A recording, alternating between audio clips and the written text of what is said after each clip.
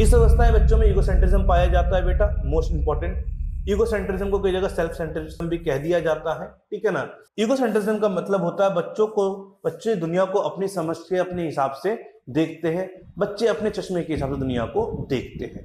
बच्चों का मानना होता है मैं सोता हूं तो सूरज मेरे साथ सोता है, चांद मेरी रक्षा करता है, जो ये मम्मी पापा देख रहे हो ये पति पत्नी मेरी ही वजह से हैं, वरना ये मगर मैं नहीं होता तो ये भी नहीं होते। दादा दादी, अगर मैं दादा को कहूंगा दादा सबको डांटेंगे। कहने का मतलब ये है बच्चा अपने आप को एक केंद्र में बना के रखता है कि सब मेरे हिसाब से ही चीजें चलनी चाहिए, मैं हूं तो सभी है, अगर मैं नहीं हूं तो कोई भी नहीं है। ये वही उम्र है जहां चंद्रमा उसका मामा है, सूरज उसका चाचा है, ठीक है। एनिमिस्ट जीववाद, बेटा बच्चा निर्जीव वस्तु में जीवन समझता है। लकड़ी के गेट से टकराएगा, लकड़ी को मार देगा, फिर बाद में खुद भी रोएगा। क्यों? लकड़ी से टकराया तो उसे लगा लकड़ी ने उसे मारा है, और लकड़ी को मार देता है कि अगर मुझे तकलीफ हुई है तो मैं लकड़ी को भी तकलीफ दूंगा। पर उल्टा ही होता है, लकड़ी में जीवन नहीं होता, उल्टा उसे ही दर्द होने लग जाता है दोबारा। फिर वो मम्मी को पकड़ के लाएगा, फिर या पापा को पकड़ के लाएगा, कहो मारो।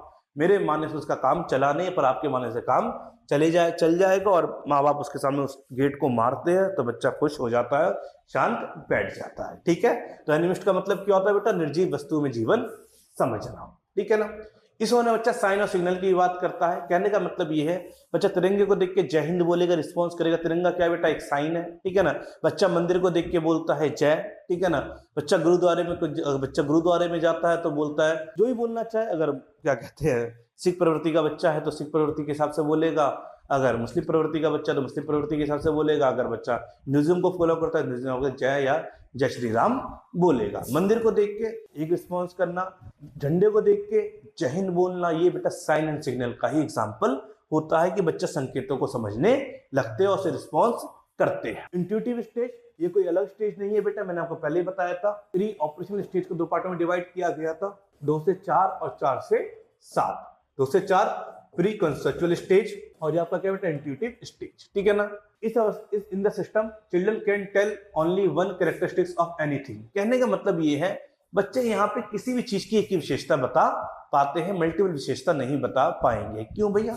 आपको पता है प्री कंसेप्चुअल में क्या हुआ है बेटा? चीजों को लेके बच्चे ने जानने की कोशिश करी, कॉन्सेप्ट डेवलप हुआ। बट यहाँ पे बच्चे का जो कॉन्सेप्ट डेवलप हुआ है वो इतना ब्रॉड नहीं होगा कि वो चीजों के मल्टीपल कैरेक्टरिस्टिक्स बता पाए, मल्टीपल विशेषता बता पाए, उसकी डिमेरिट बता पाए। क्यों? उसकी उम्र अभी छोटी है। जीन पियाजे में यही बताना चाहते हैं कि जो बच्चे का कॉग्निटिव डेवलपमेंट होता है वो कॉग्निटिव मैच्योरिटी के हिसाब से होता है। अभी बच्चा किस उम्र का है तो उसी उम्र के हिसाब से बच्चा भी सोचेगा। तो ये भी क्या है बेटा? एक कॉग्निटिव मैच्योरिटी का ही उदाहरण है कि बच्चा एक कैरेक्टरिस्टिक्स बता पा रहा है, पर बता तो पा रहा है कुछ। उसका कारण क्या है बेटा? उम्र कम होना। जो उसकी उम्र ज्यादा होगी वो ज्यादा चीज बताएगा, अभी वो एक ही चीज बताएगा, और उसने वो कॉन्सेप्ट कहां बनाया है बेटा? प्री कंसेप्चुअल स्टेज में बनाया है, ठीक है। तो प्री ऑपरेशन का ही पार्ट है इंट्यूटिव स्टेज। इसमें बच्चा क्या करता है?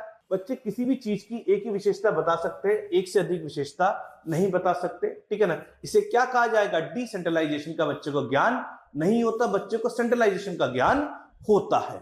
कि पेड़ हमें क्या देता है? फल। वो यहाँ पे नहीं कहेगा कि पेड़ हमें ऑक्सीजन भी देता है, ठीक है ना। पेड़ की पत्तियों से या पेड़ से कोई मेडिसिन भी बनती है, पेड़ पे फूल भी आते हैं। वो इतनी सी विशेषता नहीं बता पाएगा, वो एक ही विशेषता बताएगा जो जनरल विशेषता होगी। पेड़ हमें क्या देता है बेटा? फल, ठीक है।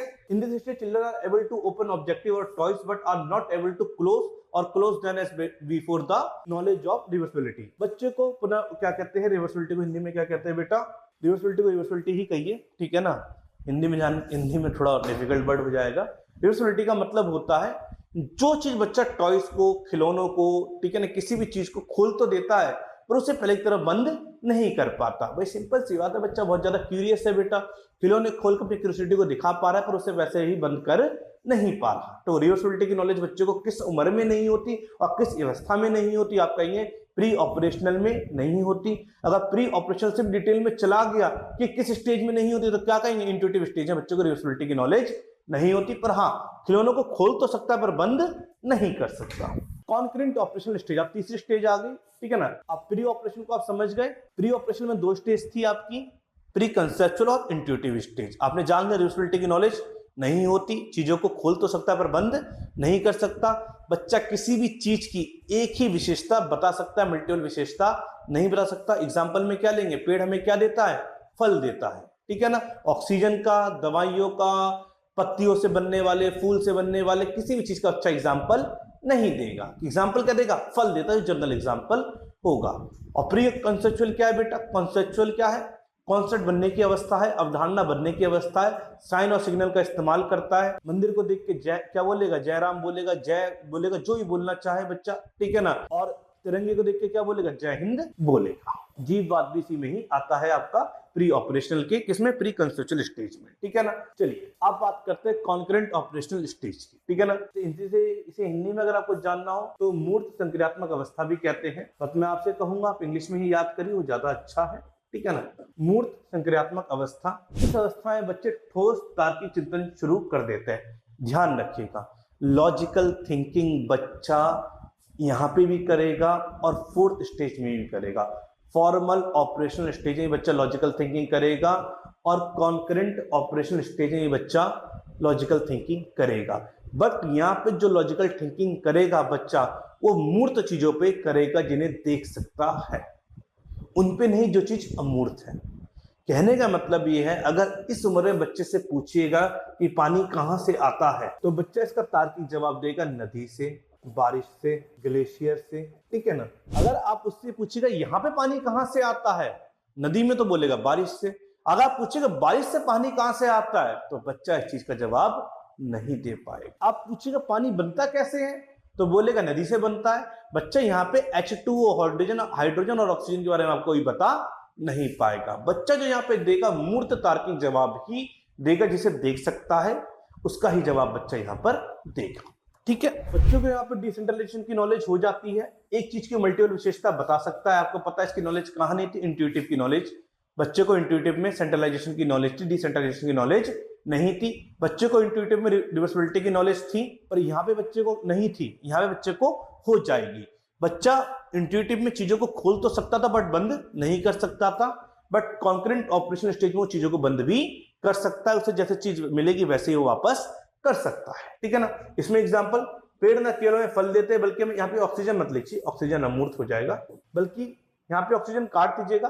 पेड़ न केवल हमें फल देते हैं बल्कि हमें लकड़ी, दवाई, पत्तियां, फूल आदि भी देते हैं, ठीक है ना भाई। क्यों, क्योंकि ऑक्सीजन अभी अमूर्त हो जाएगा, वो यहाँ पे नहीं, हम अगली स्लाइड में उसकी विशेषता होगी, सॉरी अगले स्टेज में उसकी विशेषता होगी। चलिए अगला, बच्चे को रिवर्सिबिलिटी का ज्ञान हो जाता है, ये चीज मैं आपको पहले बता चुका था। बच्चा जिस चीज को खोलेगा उसे बंद भी अब कर सकता है, ठीक है ना। बच्चे को संरक्षण, gain knowledge of the principle of conservation. Conservation का मतलब होता है बेटा संरक्षण के सिद्धांत का ज्ञान, ठीक है ना। Children gain knowledge of classification and sequence. कहने का मतलब है बच्चा किसी भी चीज को उसके मेरिट के आधार पर डिवाइड कर सकता है, ऊंचाई और लंबाई के हिसाब पे रख सकता है, क्या छोटा है क्या बड़ा है, ठीक है ना। एक क्रम बना के रख सकता है, ठीक है ना।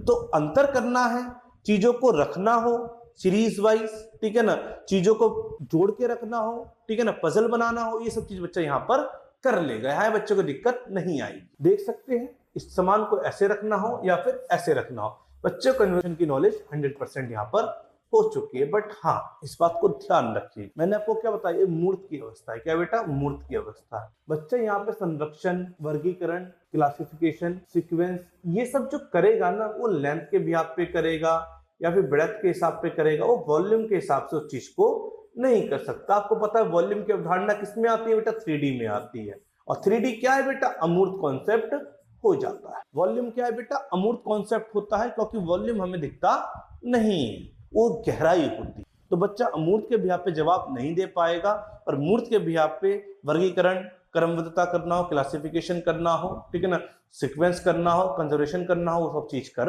लेगा।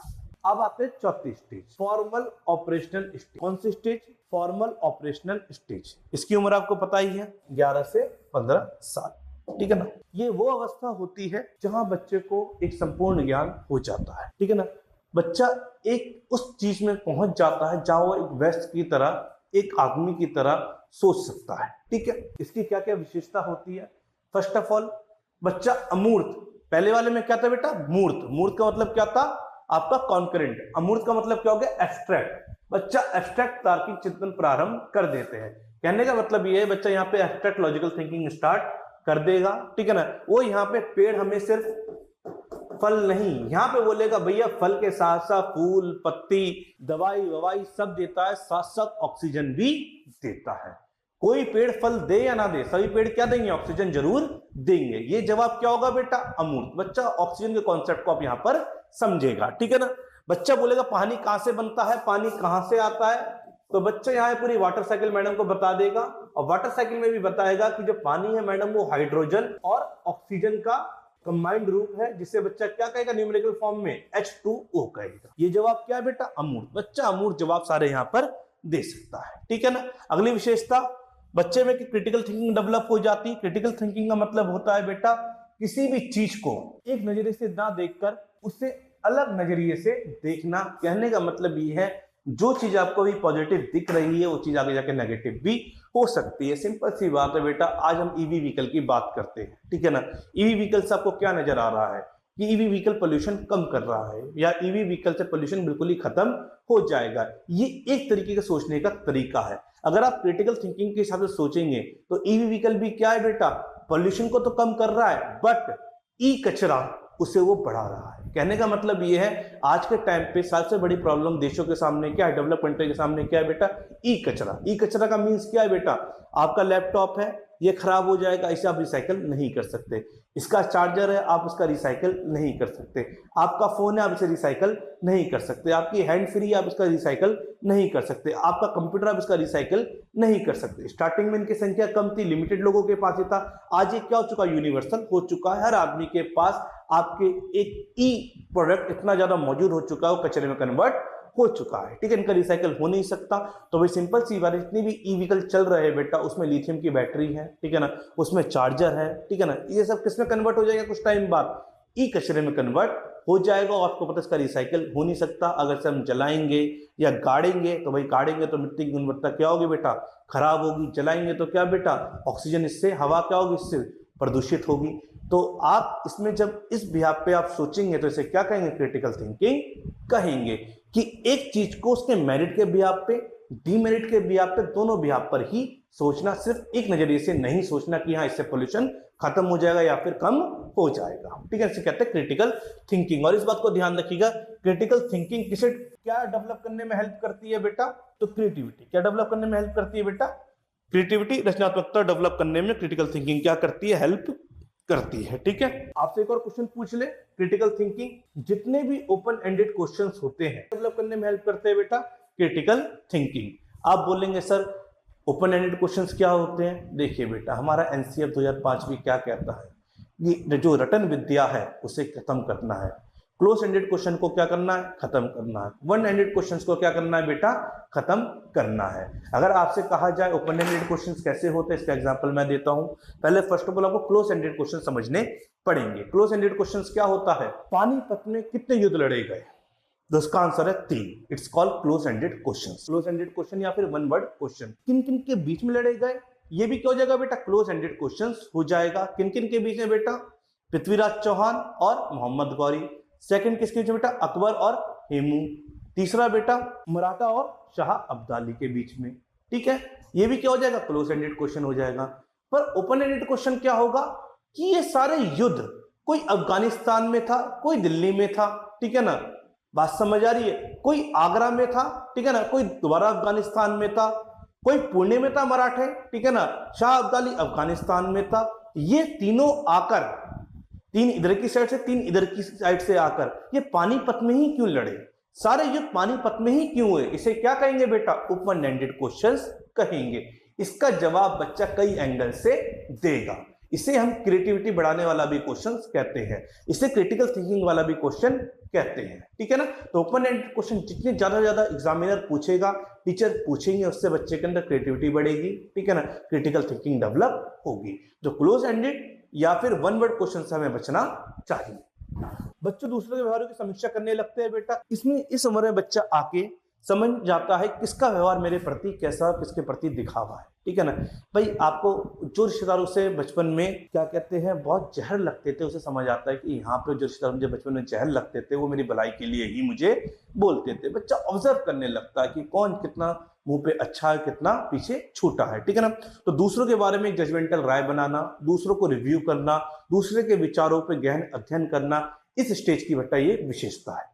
क्यों? क्योंकि यहाँ बच्चा एक व्यस्त की तरह सोचना चालू कर देता है, उसकी कॉग्निटिव मैच्योरिटी बिल्कुल ही पीक पर होती है। यहाँ अमूर्त चिंतन करना, क्रिटिकल थिंकिंग करना, क्रिएटिव चीजें करना, ठीक है ना, दूसरे के व्यवहारों की समीक्षा करना, रिव्यू करना, ऑब्जर्व करना बिल्कुल ही बेटा पीक पर होता है। Children being the transfer learner knowledge, इस उम्र में बेटा बच्चे ट्रांसफर ऑफ लर्निंग करने लगते हैं। आपको पता ही है किसी भी विषय का सीखा हुआ ज्ञान जब हम दूसरे विषय में ट्रांसफर करते हैं तो सीखना क्या हो जाता है बेटा, आसान हो जाता है। सीखना क्या हो जाता है, आसान हो जाता है। इसे हम कहते हैं ट्रांसफर ऑफ लर्निंग, ठीक है ना।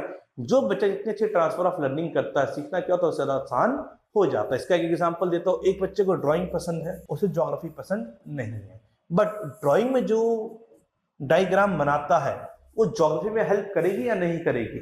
वही चीज ज्योग्राफी में अगर मैपिंग करेगा उसी ड्राइंग को, तो क्या होगा बेटा, ज्योग्राफी में उसका इंटरेस्ट पैदा होगा या नहीं होगा, तो उसे ट्रांसफर ऑफ लर्निंग कहते हैं। दूसरा बेटा फिजिक्स के या मैथ का कॉन्सेप्ट, स्पीड, डिस्टेंस, टाइम, ये बच्चे को फिजिक्स समझने में हेल्प करेगा या नहीं करेगा? 100% करेगा। तो इसे हम क्या कहेंगे, ट्रांसफर ऑफ लर्निंग, ठीक है ना बेटा।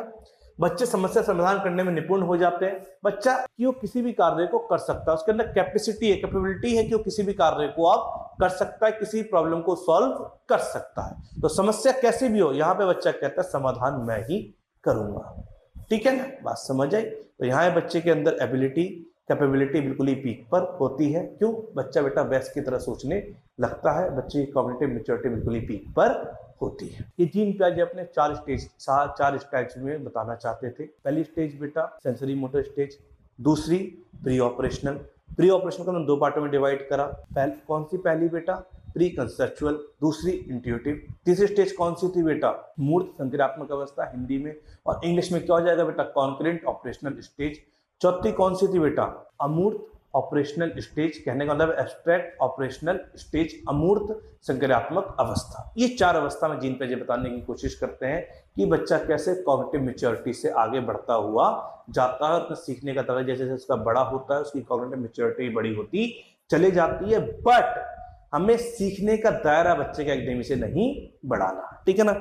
और आपको पता ही है जो कॉग्निटिव प्रोसेस है सोचने का, बच्चा पहला आपका स्कीमा आएगा, फिर एसिमुलेशन आएगा, फिर अकोमोडेशन आएगा, फिर इक्विलिब्रेशन आएगा। चलिए आप निष्कर्ष निकालते हैं। निष्कर्ष है क्या जीन पियाजे का, ठीक है ना। कंक्लूजन, पहला कंक्लूजन क्या कहता है, children gradually move from one stage of development to other. बच्चे धीरे धीरे विकास की एक अवस्था दूसरी अवस्था पर प्रवेश करते हैं। भाई सिंपल सी बात है, यहाँ पे जो चार अवस्था है, 0 से 2, 2 से 7, 7 से 11, 11 से 15, 0 से 2 में जितनी भी एक्टिविटी है बच्चा वो सारी करके 2 से 7 में आएगा। 7 में जितनी भी एक्टिविटी, जितनी भी उसकी कैरेक्टरिस्टिक्स है, जितनी भी उसकी विशेषता उस अवस्था की, वो कंप्लीट करके 7 से 11 में आएगा। 7 से 11 की जितनी भी अवस्था है, जितनी भी विशेषता है, जितनी भी उसकी कैरेक्टरिस्टिक्स है, उसको कंप्लीट करके किस में आएगा बेटा, 11 से 15 में आएगा, ठीक है ना। बच्चों को शिक्षा उनके संज्ञानात्मक अवस्था के अनुसार दी जानी चाहिए, बिल्कुल 100%। इससे मैं भी एग्री करता हूं और इससे आपका सीबीएसई भी एग्री करता है। कभी आपने ऑब्जर्व करा है कि आपको साइंस कौन सी क्लास में पढ़ाई जाती है बेटा, 6th क्लास में। साइंस है क्या बेटा, एब्स्ट्रैक्ट सब्जेक्ट है, अमूर्त सब्जेक्ट है, अमूर्त विषय है। उससे पहले साइंस का कौन सा पार्ट पढ़ाया जाता है हमें, ईवीएस। ईवीएस क्या है बेटा, हमारा इन्वायरमेंटल स्टडीज, हमारे आसपास का इन्वायरमेंट। ये क्या है बेटा, मूर्त। जब बच्चा 6th क्लास में आता है तो मुश्किल से बेटा 11 या 12 साल का होता है। तो जीन पियाजे में भी हमें ये कहते हैं कि अमूर्त कॉन्सेप्ट आप कब सिखाइए, जब बच्चा चौथी स्टेज में हो, उससे पहले मत सिखाइए। अगर उससे पहले आप बच्चे को अमूर्त कॉन्सेप्ट सिखाएंगे तो बच्चा सीख ही नहीं पाएगा।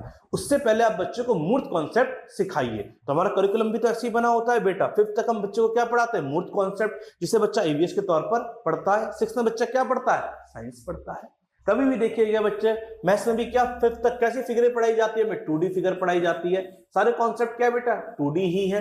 3D के बारे में कब पढ़ाया जाता है, जब बच्चा 6th में आता है। बच्चा वॉल्यूम के बारे में, बच्चा सिलेंडर के बारे में, बच्चा बेलन के बारे में कब सीखता है बेटा, बच्चा सर्कल के बारे में कब सीखता है, बच्चा 6th क्लास में आता है। उससे पहले बच्चों को नहीं सिखाया जाता, ठीक है, बात समझ आ रही है। अगला पहले विकास होता है फिर बच्चा सीखता है। ये जीन पियाजे का मानना है बेटा। पहले क्या आएगा, पहले डेवलपमेंट होगा फिर बच्चा लर्निंग करेगा। कहने का मतलब ये है बच्चे के पहले हाथ विकसित होंगे, बच्चे के पहले उंगलियां विकसित होगी, जब बच्चा जाके लिखना सीखेगा। ठीक है ना।